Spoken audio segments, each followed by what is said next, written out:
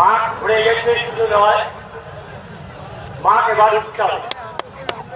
আপনারা যারা এখনো গাছের তলার দিকে আছেন,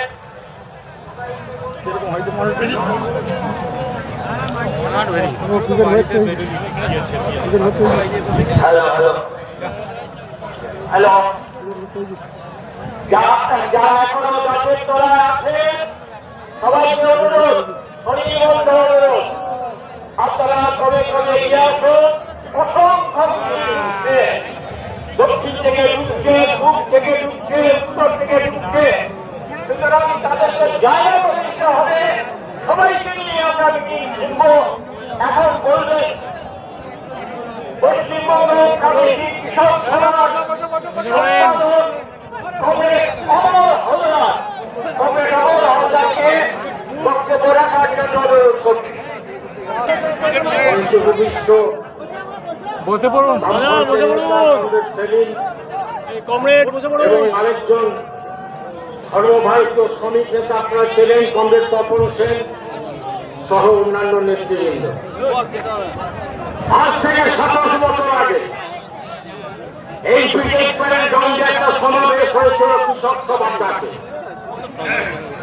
এটা ছিল তেভাগার 50তম বর্ষ উপলক্ষে সেই সমাবেশ। সেদিন যারা বক্তব্য রেখেছিলেন প্রকৃতির কারণে আজকে তারা কেউ বেঁচে কিছু তারাই শিক্ষা দিয়েছিল।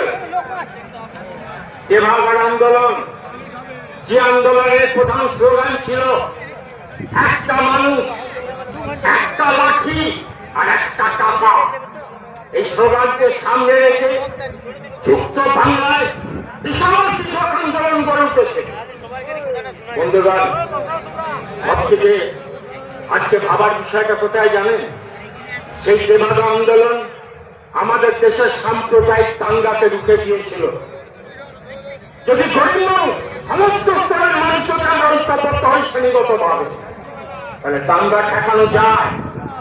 সেটা শিখিয়ে দিয়েছিল তেভাগা আন্দোলন। বন্ধুগণ, আজকে যে অবস্থায় চলছে ওটা পশ্চিমবঙ্গের কৃষক সমাজ একটা মারাত্মক সংকটের জায়গা। আজকে ধানের দাম নেই, আজকে আলু চাষি ভবিষ্যৎ কি হবে তারা কেউ জানে না।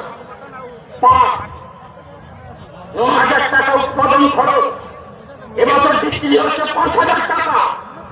সত্যি চাষি মাথায় হাত। সব কৃষক এটা বুঝতে পারছেন না।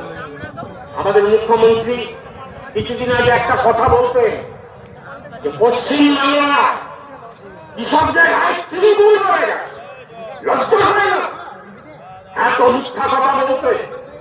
যারা কৃষক তারা বুঝছেন কি ভয়ঙ্কর অবস্থার মধ্যে পড়েছে। যেটা কি যাচ্ছে কৃষক, গোপনে গোপনে জমি বন্ধক দিতে হচ্ছে, মাইক্রো ফিন্যান্স তার উৎপাদ মারাত্মক, 20 থেকে 25% সুদে টাকা দিচ্ছে, ঘর বাড়ি ছেড়ে রাতের অন্ধকারে চলে যেতে বাধ্য হচ্ছে। এটাই তো বাস্তব। ওটা পশ্চিমবঙ্গের মাটিতে আজকে কেউ কোনো ফসলের দাম নেই।